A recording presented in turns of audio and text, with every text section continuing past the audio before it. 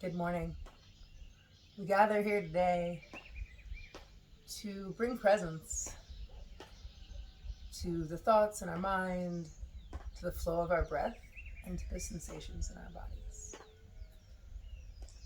Today we will speak about abundance and the availability of this energy to us at all times. In the last year, I know personally I have been feeling a lot of loss, a lot of tragedy, a lot of inability to access the things that I formerly used to identify myself with and through, whether it be activities, in-person classes, community events. And through this, I began to feel a loss of my soul, a death of the actual inner being that drives me to feel passion in every step.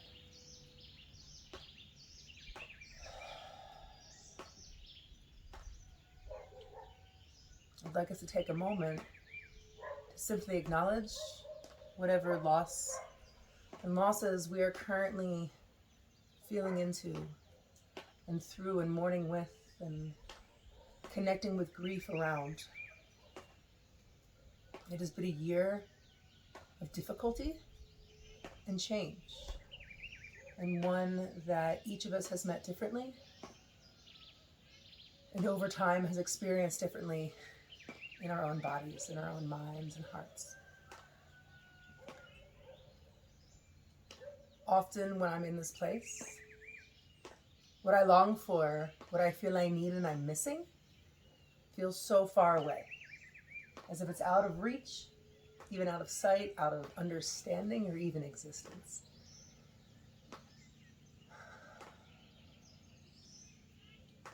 And so until I step out, away, and find a new perspective, that I'm actually able to recognize that the distance between what I want and where I want to be and where I am is simply the distance between my mind and my heart.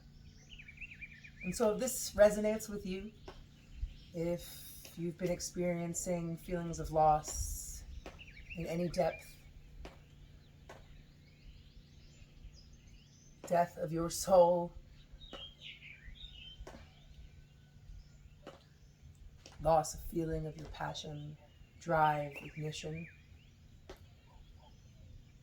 but I want you to know you're not alone. These are feelings we need to feel into. They're real.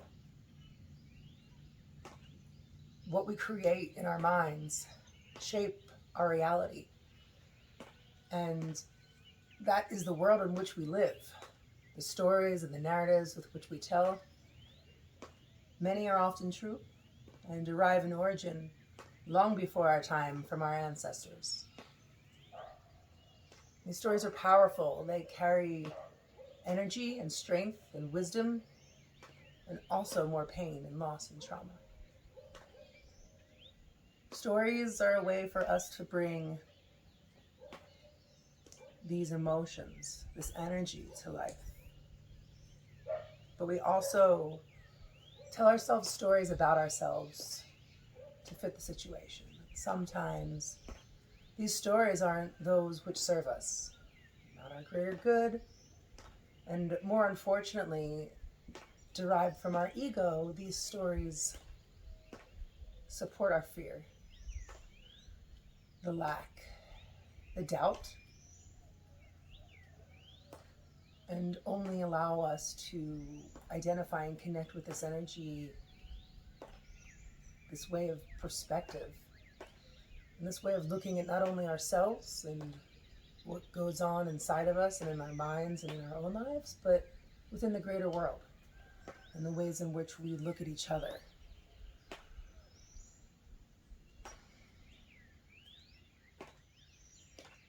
It's been a difficult year in which I began to question what yoga really is, what yoga means, and what kind of purpose I derive from simply showing up to practice this yoga.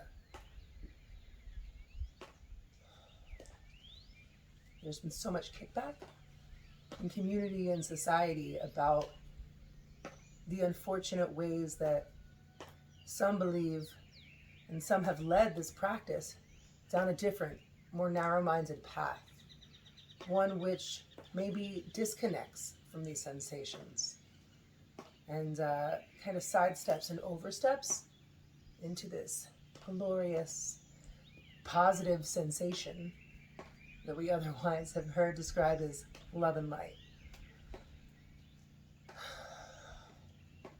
This toxic positivity, this disassociation from not only ourselves and our pain, but disconnection from what's going on in the world, has only led to further corruption, disruption, and reinforcement of a system that is not meant or designed or created to actually benefit all of the people.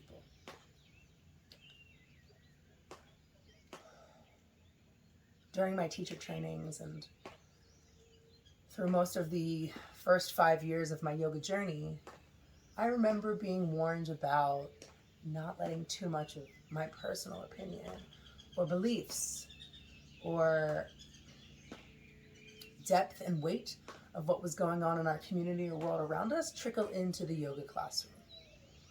My teachers and studio owners feared that, oh my goodness, what will our student body think?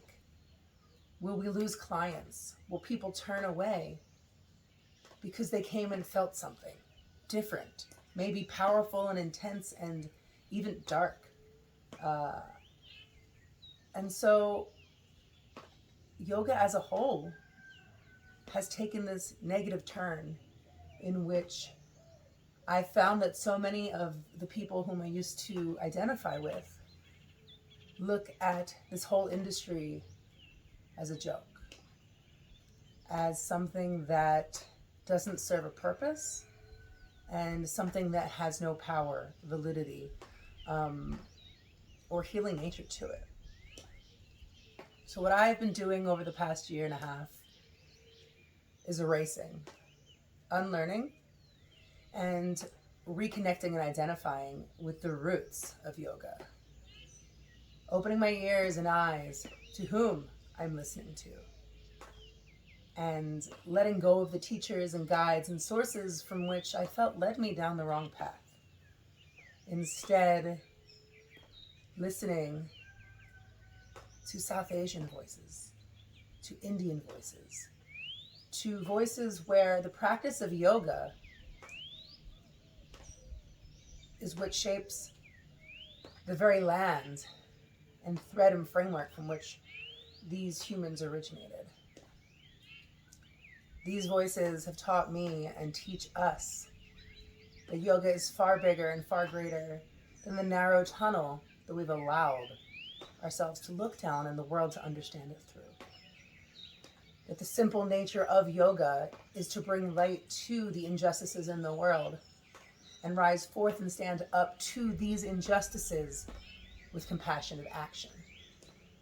It is in one of the most holy scriptures, not only of all the religions of the world, but yoga itself, the Bhagavad Gita, that teaches this premise that in the moment of pause, we truly have the ability to look at things from a different perspective. And in that perspective, to make a change, we have choice. The story of the Bhagavad Gita took place as a conversation in the middle of two armies that were just about to go to battle.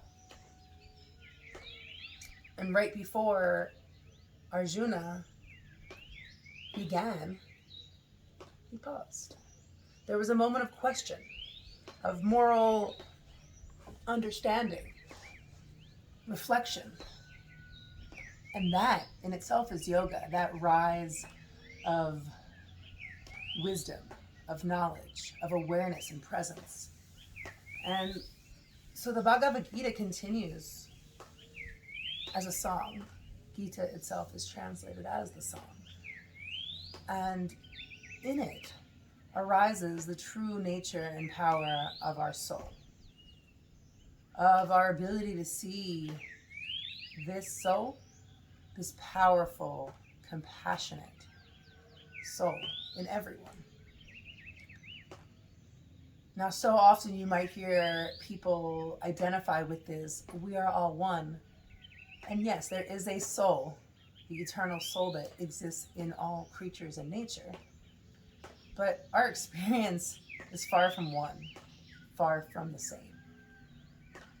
I take this mentality and idea of seeing my soul in others to understand that if we carry the same soul, then why are our life experiences so different?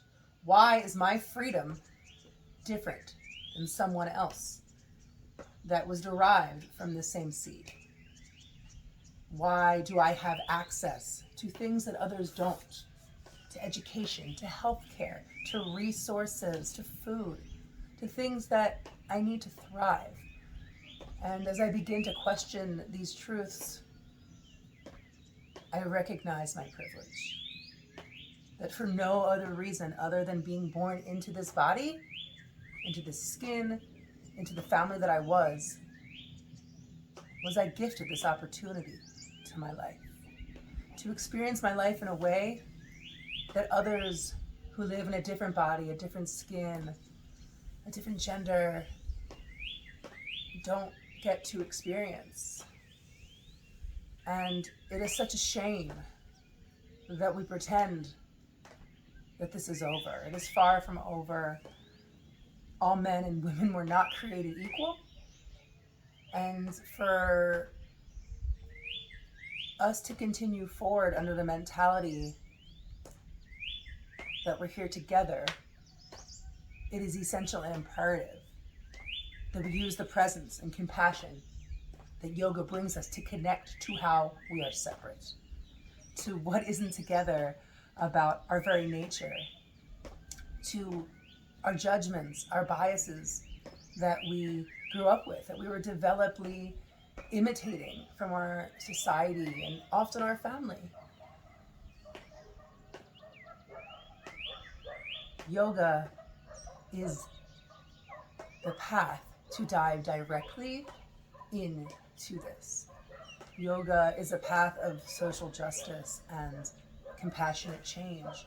And until we recognize it for its power, we're in the way. Our minds have decided that this isn't good. And by placing judgment, we are only further